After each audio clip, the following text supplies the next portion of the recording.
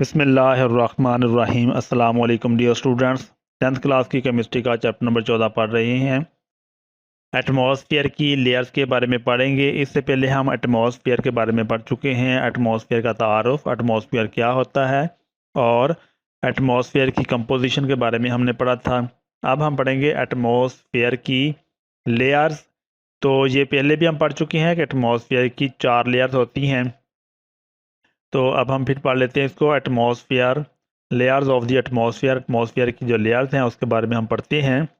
तो atmosphere 4 layers पर मुश्तमिल है। एटमॉस्फेयर 4 लेयर्स पर मुश्तमिल है जो ज़मीन की सतह से ऊपर की तरफ फैले हुए हैं। एटमॉस्फेयर 4 लेयर्स पर मुश्तमिल है जो ज़मीन की सतह से ऊपर की तरफ फैले हुए हैं। ऊपर की जानब गैसेस की कंसनट्रेशन बतदरीज कम होती है, जिसके नतीजे में प्रेशर भी बतदरीज कम होता जाता है। लेकिन एटमॉस्फेयर का टम्परेचर बतदरीज तब्दील नहीं होता, बल्कि ये बहुत ही पेचीदा तरीके से बदलता है। यानी ऊपर की जानब गैसेस की कंसनट्रेशन होती है और बतदरीज कम होती है। यानी जैसे जैसे हम ऊपर को जाते हैं, जैसे जैसे ऊपर की बुलंदियों की तरफ जाया जाता है, तो गैसेस की जो कंसनट्रेशन है वो क्या होती है, कम होती जाती है। और कंसनट्रेशन कहते हैं गैसेस की मौजूदगी, यानी गैसेस जो होती हैं वो कम होती जाती हैं, जिसके नतीजे में प्रेशर भी बेतदरीज कम होता जाता है। यानी जो प्रेशर है वो भी आहिस्ता आहिस्ता ऊपर की जानब को कम होता जाता है। लेकिन क्या होता है कि एटमॉस्फेयर का जो टेम्परेचर होता है वो बेतदरीज तब्दील नहीं होता। यानी वो आहिस्ता आहिस्ता जिस तरह गैसेस कम होती हैं उस तरह से टम्परेचर कम नहीं होता, बेतदरीज कम नहीं होता, आहिस्ता आहिस्ता कम नहीं होता, बल्कि ये बहुत ही पेचीदा तरीके से बदलता है। तो ये वाला जो पॉइंट है जिसमें टम्परेचर का बेतदरीज तब्दील ना होना बल्कि पेचीदा तरीके से बदलता है, तो ये हम इंशाल्लाह इसमें समझेंगे किस तरह से जो टम्परेचर है वो एक कॉम्प्लेक्स तरीके से बदलता है। तो ये थी एटमॉस्फेयर की 4 लेयर्स जो हमने पढ़ी। डायग्राम में देखते हैं एटमॉस्फेयर की सबसे जो पहली लेयर है उसको हम ट्रोपोस्फेयर कहते हैं। ट्रोपोस्फेयर, फिर स्ट्रेटोस्फेयर है। यहाँ से यहाँ तक ट्रोपोस्फेयर है। ये वाला जो पॉइंट हमें नज़र आ रहा है यहाँ तक क्या है, ये ट्रोपोस्फेयर है। और ट्रोपोस्फेयर के ऊपर ये वाला स्ट्रेटोस्फेयर है। यहाँ तक ये यहाँ तक स्ट्रेटोस्फेयर है। ये वाली जो लेयर है 50 किलोमीटर तक ये स्ट्रेटोस्फेयर है। और स्ट्रेटोस्फेयर से यहाँ तक ये मीजोस्फेयर है। ये मीजोस्फेयर है, ये तीसरी लेयर है मीजोस्फेयर। और फिर 4 नंबर पे है थर्मोस्फियर। ये ऊपर को कंटिन्यूस जाती है, ये थर्मोस्फियर है। तो जो एटमॉस्फेयर है उसकी जो 4 लेयर हैं, ट्रोपोस्फियर और स्ट्रेटोस्फियर, मीजोस्फियर और थर्मोस्फियर। तो यहाँ तक 10 किलोमीटर तक, ये किलोमीटर बताए हुए हैं, किलोमीटर की बुलंदी है। 10 किलोमीटर तक ट्रोपोस्फियर है, 10 किलोमीटर से 50 किलोमीटर तक क्या है, स्ट्रेटोस्फियर है। और 50 किलोमीटर से ये 85 किलोमीटर तक ये मीजोस्फियर है। और 85 किलोमीटर से ऑनवर्ड ऊपर को थर्मोस्फियर वाक़या है। तो ये वाला जो ग्राफ यहाँ पर नज़र आ रहा है, ये वाला टेम्परेचर का ये ग्राफ है। इसमें इस तरफ को टेम्परेचर कम होता है, इस तरफ को टेम्परेचर बढ़ता है। तो ट्रोपोस्फियर में नीचे से जब हम ऊपर को जाते हैं तो टेम्परेचर बतदरीज कम होता जाता है, लेकिन फिर स्ट्रेटोस्फियर में टेम्परेचर फिर बढ़ना शुरू हो जाता है और 2 डिग्री सेंटीग्रेड तक बढ़ता है। फिर टेम्परेचर कम होता है और 93 डिग्री सेंटीग्रेड तक कम हो जाता है और फिर टेम्परेचर बढ़ना शुरू हो जाता है। इस तरह टेम्परेचर में तब्दीलियाँ वाक़या होती हैं इन 4 लेयर्स के अंदर। इसको हम मज़ीद एलेबोरेट कर लेते हैं। यहाँ पर टेम्परेचर को मज़ीद वाज़ह करके दिखा दिया गया है कि ये ट्रोपोस्फियर है। ट्रोपोस्फियर में टेम्परेचर जो है ये 17 यानी 17 डिग्री सेंटीग्रेड से आई थिंक शुरू हो रहा है। यहाँ से 17 डिग्री सेंटीग्रेड है और यहाँ से टेम्परेचर जो है ये कम होना शुरू हो जाता है और कम होता है। ट्रोपोस्फियर में टेम्परेचर नीचे से ऊपर की जानब कम होता है, फिर स्ट्रेटोस्फियर में टेम्परेचर बढ़ना शुरू हो जाता है। और स्ट्रेटोस्फियर में टेम्परेचर जो होता है वो 2 डिग्री सेंटीग्रेड तक बढ़ जाता है। और फिर ये मीजोस्फीयर में टेम्परेचर फिर कम होना शुरू हो जाता है और 85 डिग्री सेंटीग्रेड तक कम हो जाता है। और फिर मीजोस्फीयर में टेम्परेचर फिर बढ़ना शुरू हो जाता है। तो इस तरह जो एटमॉस्फेयर है उसमें 4 मुख्तलिफ लेयर्स हैं, वो ट्रोपोस्फियर, स्ट्रेटोस्फियर, मीजोस्फियर और थर्मोस्फियर हैं। तो ये जो ग्राफ है इसकी मदद से भी हम टेम्परेचर का जो फ्लक्चुएशन है उसको हम समझ सकते हैं कि ट्रोपोस्फियर ये कब कहाँ तक होती है, 10 किलोमीटर तक होती है। ट्रोपोस्फियर में टेम्परेचर बतदरीज कम होता है और -58 डिग्री सेंटीग्रेड तक कम हो जाता है ट्रोपोस्फियर में टेम्परेचर। और ट्रोपोस्फियर के बाद स्ट्रेटोस्फियर आ जाता है। स्ट्रेटोस्फियर में टेम्परेचर बढ़ना शुरू हो जाता है और आहिस्ता आहिस्ता टेम्परेचर बढ़ता जाता है और 2 डिग्री सेंटीग्रेड तक बढ़ जाता है। -58 से शुरू होता है और फिर 2 डिग्री सेंटीग्रेड तक बढ़ जाता है। फिर मीजोस्फीयर में टेम्परेचर फिर कम होना शुरू हो जाता है और 93 डिग्री सेंटीग्रेड तक ये कम हो जाता है। -93 डिग्री सेंटीग्रेड तक ये कम हो जाता है और फिर थर्मोस्फीयर जब आता है तो टेम्परेचर फिर बढ़ना शुरू हो जाता है और फिर कंटिन्यूसली ये बतदरीज बढ़ता ही जाता है और ये फिर कम नहीं होता, ये बढ़ता जाएगा। तो ये है 4 एटमॉस्फेयर के मुख्तलिफ लेयर्स में टेम्परेचर की तब्दीलियाँ जो हमने देखी हैं। उम्मीद है कि आपको ये समझ में आ गया होगा। तो टेबल में भी हम इसी तरह से इसको समझते हैं। ट्रोपोस्फियर, स्ट्रेटोस्फियर, मीजोस्फियर और थर्मोस्फियर 4 रीजन हैं। एटमॉस्फेयर के 4 रीजन हैं, ट्रोपोस्फियर, स्ट्रेटोस्फियर, स्ट्रेटोस्फियर, मीजोस्फियर और थर्मोस्फियर। रेंज क्या है इसकी? ज़मीन से बुलंदी 0 से 12 किलोमीटर तक ट्रोपोस्फियर है। यानी जब हम फ़ज़ा में ज़मीन से फ़ज़ा की जानब 12 किलोमीटर तक बुलंदी पर प्रवास करते हैं तो वो 12 किलोमीटर तक ये ट्रोपोस्फियर होती है। और ट्रोपोस्फियर में जो टेम्परेचर है वो 17 डिग्री सेंटीग्रेड से कम होता होता -58 डिग्री सेंटीग्रेड तक कम होता है। 17 डिग्री सेंटीग्रेड से कम होता होता -58 डिग्री सेंटीग्रेड तक कम होता है। स्ट्रेटोस्फियर ये 12 किलोमीटर से शुरू होती है और 50 किलोमीटर तक स्ट्रेटोस्फियर है। 12 किलोमीटर से ऊपर 50 किलोमीटर तक स्ट्रेटोस्फियर है और यहाँ पर टेम्परेचर जो होता है -58 से बढ़ता है और 2 डिग्री सेंटीग्रेड तक पहुँच जाता है। ये टेम्परेचर बढ़ता है। फिर मीजोस्फियर शुरू हो जाता है 50 किलोमीटर से आगे 85 किलोमीटर तक मीजोस्फियर है और मीजोस्फियर में टेम्परेचर फिर कम होता है, 2 डिग्री सेंटीग्रेड से कम होकर -93 डिग्री सेंटीग्रेड तक कम हो जाता है। और थर्मोस्फियर में 85 किलोमीटर से लेके 120 किलोमीटर तक थर्मोस्फियर है और थर्मोस्फियर में टेम्परेचर बढ़ना शुरू हो जाता है। -93 डिग्री सेंटीग्रेड से टेम्परेचर बढ़ता ही चला जाता है और ये बढ़ता ही जाएगा। तो ये 4 रीजन्स हैं हमारे एटमॉस्फेयर के, ट्रोपोस्फियर, स्ट्रेटोस्फियर, मीजोस्फियर और थर्मोस्फियर। टेम्परेचर में तब्दीली की बिना पर एटमॉस्फेयर को 4 रीजन में तकसीम किया गया है। टेम्परेचर में तब्दीली की बिना पर एटमॉस्फेयर को 4 रीजन में तकसीम किया गया है। 12 किलोमीटर तक बुलंद सबसे निचली लेयर में टेम्परेचर 17 डिग्री सेंटीग्रेड से -58 डिग्री सेंटीग्रेड तक बाकायदगी से कम होता है। एटमॉस्फेयर की ये लेयर ट्रोपोस्फियर कहलाती है। यानी 12 किलोमीटर तक बुलंद सबसे निचली जो लेयर है उसमें टेम्परेचर क्या होता है, उसके 17 डिग्री सेंटीग्रेड से -58 डिग्री सेंटीग्रेड तक बाकायदगी से कम होता है। एटमॉस्फेयर की ये लेयर क्या कहलाती है? ट्रोपोस्फियर कहलाती है। तो ये याद करना बहुत ही आसान है कि 12 किलोमीटर तक बुलंद है और यहाँ पर टेम्परेचर जो है वो 17 डिग्री सेंटीग्रेड से -58 डिग्री सेंटीग्रेड तक बाकायदगी से कम होता है और एटमॉस्फेयर की ये लेयर ट्रोपोस्फियर कहलाती है। तो पेपर में भी ये सवाल पूछा जा सकता है कि ट्रोपोस्फियर से क्या मुराद है, तो उसका ये जवाब है कि 12 किलोमीटर तक बुलंद सबसे निचली लेयर में टेम्परेचर 17 डिग्री सेंटीग्रेड से -58 डिग्री सेंटीग्रेड तक बाकायदगी से कम होता है। एटमॉस्फेयर की ये लेयर ट्रोपोस्फियर कहलाती है।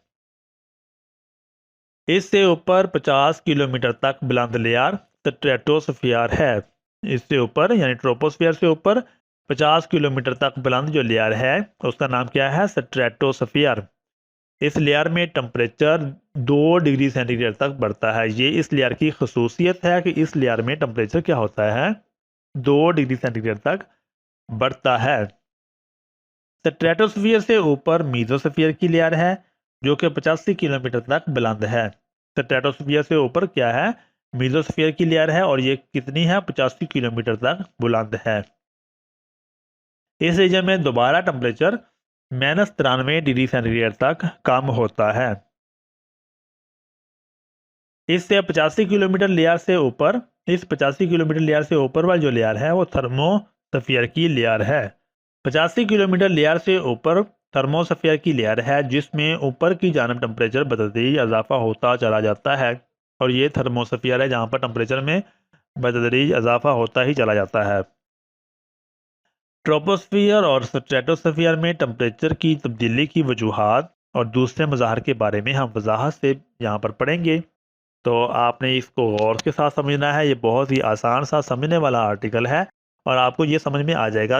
हम ट्रोपोस्फियर और स्ट्रेटोस्फियर के बारे में पढ़ेंगे कि इसमें टेम्परेचर में तब्दीली क्यों होती है, और बाकी जो इसके अंदर मज़ाहिर हैं वो हम पढ़ते हैं। तो चलिए अब हम स्टार्ट करते हैं ट्रोपोस्फियर को। ट्रोपोस्फियर क्या है? ट्रोपोस्फियर के बुनियादी अज्जा में नाइट्रोजन और ऑक्सीजन गैसेज हैं। ट्रोपोस्फियर के बुनियादी अज्जा नाइट्रोजन और ऑक्सीजन गैसेज हैं। ज़मीन के एटमॉस्फेयर का 99% वॉल्यूम इन दो गैसेज पर मुश्तमिल है, यानी जो फ़ज़ा है उसमें सबसे ज़्यादा नाइट्रोजन और ऑक्सीजन गैसेज मौजूद हैं। अगरचे एटमॉस्फेयर में कार्बन डाइऑक्साइड और पानी के बुखारात की कंसंट्रेशन ना होने के बराबर है, लेकिन फिर भी ये एटमॉस्फेयर के टेम्परेचर को बरकरार रखने में अहम किरदार अदा करते हैं। तो नाइट्रोजन और ऑक्सीजन तो सबसे ज़्यादा पाई जाती हैं, लेकिन कहते हैं कि कार्बन डाइऑक्साइड और पानी के बुखारात की कंसंट्रेशन ना होने के बराबर है, लेकिन फिर भी ये एटमॉस्फेयर के टेम्परेचर को बरकरार रखने में अहम किरदार अदा करते हैं। यानी अगर टेम्परेचर में कोई फ्लक्चुएशन पैदा होता है तो वो कार्बन डाइऑक्साइड गैस और पानी के बुखारात की वजह से है। ये दोनों गैसेज सूरज की विजिबल शुआओं को गुजरने देती हैं, लेकिन ज़मीन की सतह से उठने वाली इंफ्रारेड रेडिएशन का बहुत ज़्यादा हिस्सा जज़ब कर लेती हैं और एटमॉस्फेयर को गर्म कर देती हैं। यानी कार्बन डाइऑक्साइड गैस और पानी के बुखारात, ये दोनों गैसेज क्या करते हैं कि सूरज की विजिबल शुआओं को गुजरने देती हैं, लेकिन ज़मीन की सतह से उठने वाली इंफ्रारेड रेडिएशन का बहुत ज़्यादा हिस्सा जज़ब कर लेती हैं और एटमॉस्फेयर को गर्म कर देती हैं। जैसे जैसे बुलंदी में इजाफा होता है इन गैसेज की कंसनट्रेशन बेतदरीज कम होती जाती है, तो इस लिहाज से टेम्परेचर में भी 6 डिग्री सेंटीग्रेड फी किलोमीटर की शरह से कमी होती है। तो पेपर में यहाँ तक भी यह सवाल पूछा जा सकता है कि जैसे जैसे बुलंदी में इजाफा होता है तो टेम्परेचर में किस शरह से कमी होती है, तो 6 डिग्री सेंटीग्रेड फी किलोमीटर की शरह से कमी होती है। ये वो रीजन है जिसमें तमाम अक़साम के मौसम पाए जाते हैं। तकरीबन तमाम एयरक्राफ्ट इसी रीजन में परवाज़ करते हैं। तो ये दो बातें जो हैं ये भी आपको अच्छी तरह से ज़हन नशीन करनी चाहिए, क्योंकि ये भी पेपर में पूछी जा सकती हैं कि तमाम किस्म के जो मौसम हैं वो किस रीजन में पाए जाते हैं, तो वो स्ट्रेटोस्फीयर में पाए जाते हैं, और तकरीबन तमाम एयरक्राफ्ट जो हैं वो इसी रीजन में परवाज़ करते हैं। अब हम स्ट्रेटोस्फीयर के बारे में पढ़ेंगे। ट्रोपोस्फीयर हम पढ़ चुके हैं, अब हम स्ट्रेटोस्फीयर के बारे में पढ़ते हैं कि स्ट्रेटोस्फीयर ट्रोपोस्फीयर से ऊपर वाला स्फीयर स्ट्रेटोस्फीयर है जो कि 50 किलोमीटर तक बुलंद है। ट्रोपोस्फीयर से ऊपर वाला स्फीयर जो है वो 50 किलोमीटर तक बुलंद है। इस रीजन में टेम्परेचर 2 डिग्री सेंटीग्रेड तक बतदरीज बढ़ता है। इस रीजन में ओजोन की मौजूदगी टेम्परेचर में इजाफे का बायस बनती है। इस रीजन में टेम्परेचर में इजाफा बुलंदी के साथ साथ होता है। जैसा कि स्ट्रेटोस्फीयर की नीचे वाली लेयर का टेम्परेचर तकरीबन 58 डिग्री सेंटीग्रेड और ऊपर वाली लेयर का टेम्परेचर 2 डिग्री सेंटीग्रेड है। पास स्ट्रेटोस्फीयर में टेम्परेचर की 3 लेयर्स मौजूद होती हैं, जो कि आगे हम शक्ल देखेंगे उसमें दिखाई गई हैं। तो ये है स्ट्रेटोस्फीयर। स्ट्रेटोस्फीयर इस रीजन में टेम्परेचर क्या होता है, 2 डिग्री सेंटीग्रेड से बतदरीज बढ़ता है। 2 डिग्री सेंटीग्रेड तक बतदरीज बढ़ता है। इस रीजन में ओजोन की मौजूदगी टेम्परेचर में इजाफे का बायस बनती है। यानी स्ट्रेटोस्फीयर में ओजोन की मौजूदगी क्या करती है, टेम्परेचर में इजाफे का बायस बनती है। ओजोन की मौजूदगी वैसे स्ट्रेटोस्फीयर में टेम्परेचर जो है वो बढ़ता है। इस रीजन में टेम्परेचर में इजाफा बुलंदी के साथ साथ होता है।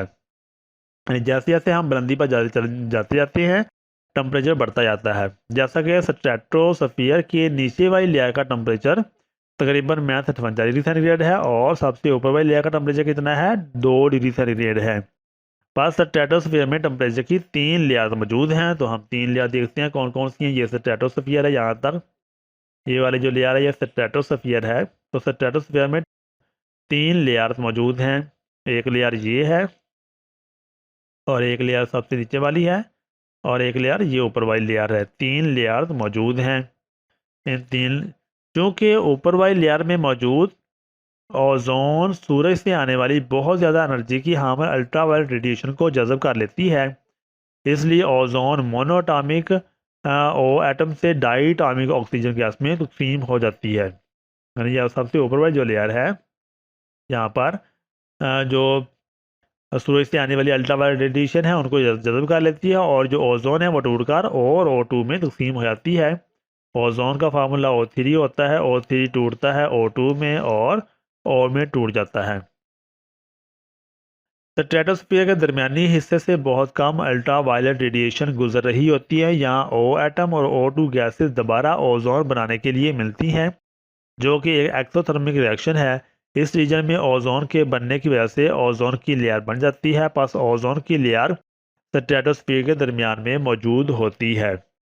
तो स्ट्रेटोस्फीयर के दरमियान में जो ओजोन के बनने की वजह ये है कि यहाँ पर जो अल्ट्रावायलेट रेडिएशन है बहुत कम गुजर रही होती है, और यहाँ पर O और O2 गैसेज जो है दोबारा मिलकर ओजोन बनाती हैं, जो कि क्या है, एक्सोथर्मिक रिएक्शन है। इस रीजन में ओजोन के बनने की वजह से ओजोन की लेयर बन जाती है। पास ओजोन की लेयर स्ट्रेटोस्फीयर के दरमियान में मौजूद होती है। O2 + O = O3, तो ओजोन बन जाती है। स्ट्रेटोस्फीयर के निचले हिस्सा तक बहुत ही कम अल्ट्रावायलेट रेडिएशन पहुंच पाती है। पास यहाँ मोनोटॉमिक ऑक्सीजन नहीं पाई जाती और ना ही ओजोन बनती है। तो ये सबसे नीचे वाली लेयर है, इसमें ओजोन नहीं पाई जाती। ये सबसे ऊपर वाला लेयर है, इसमें जो है वो अल्ट्रावायलेट रेडिएशन जब यहाँ पर टकराती हैं सूरज की रोशनी, तो ये ओजोन को तोड़कर O और O2 में तोड़ देती हैं। और दरमियान वाली जो लेयर है, इसमें चूँकि अल्ट्रावायलेट रेडिएशन की जो गुजरगाह है वो बहुत कम है, जिसकी वजह से यहाँ पर ओजोन की लेयर बन जाती है। तो यहाँ पर जो ओजोन हमें नज़र आ रही है ये दरमियान वाली लेयर है, और दरमियान में ओजोन जो है वो मौजूद है, क्योंकि यहाँ पर अल्ट्रावायलेट रेडिएशन जो है वो कम गुजरती हैं, और जिसकी वजह से जो ओजोन है उसको तोड़ा नहीं जाता, बल्कि ओजोन जो है वो बनती है यहाँ पर। और ये एक एक्सोथर्मिक रिएक्शन होता है, यहाँ पर जो टेम्परेचर है वो बढ़ता भी है। ओजोन एक जानी पहचानी गैस है। क्या आप जानते हैं कि फोटोकॉपियर मशीन भी इस गैस के बनने का बायस होती है? यानी जो फोटोकॉपियर मशीन है उसमें भी ओजोन का जो गैस है वो बनती है। आपने फोटोकॉपियर मशीनों के करीब एक नागवार बू महसूस की होगी। ये ओजोन गैस होती है, और ये एक जहरीली गैस है, और बहुत ज़्यादा पोल्यूशन वाले शहर में गर्म दिनों में ये बनती है। तो ये भी आपकी मालूमात के लिए इजाफा कर दें कि एक जो फोटोकॉपियर मशीन होती है, फोटो स्टेट वाली मशीन जो होती है, उसमें भी ये ओजोन गैस बनती है, और ओजोन गैस की एक नागवार बू होती है जो महसूस भी होती है। ये एक जहरीली गैस होती है, और पोल्यूशन वाले जो शहर हैं उनमें गर्म दिनों में ये बनती है। तो ये था हमारा आज का सबक, जिसमें हमने ओजोन के बारे में पढ़ा। उम्मीद है कि जो हमने पढ़ा है वो आपको समझ में आ गया होगा। अल्लाह ताला हम सबका आमीन नासर हो। अल्लाह हाफिज़।